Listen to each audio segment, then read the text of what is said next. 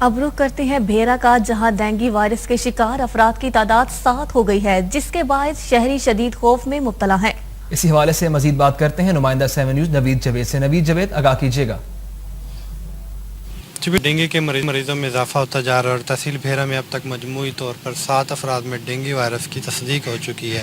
راولپنڈی سے آئے ہوئے فخر عباس میں بھی ڈینگی وائرس کی تصدیق کے بعد اسے فوری طور پر سرگودا ریفر کر دیا گیا اور اس طرح تحصیل بھیرا میں ڈینگی سے متاثر افراد کی تعداد 7 ہو چکی ہے۔ تحصیل بھیرا میں ڈینگی لاروا کے افزائش کے 11 مقامات ہاٹ سپاٹ کی نشاندہی ہوئی ہے، جن میں گورنمنٹ پرائمری اسکول رانجے والا اور تھانہ میانی بھی شامل ہے۔ اسسٹنٹ کمشنر بیرا واسق عباس حل سے ہماری بات ہوئی تو ان کا کہنا تھا کہ حکومتی ہدایت کی روشنی میں تمام محکموں کو الرٹ کر دیا گیا ہے۔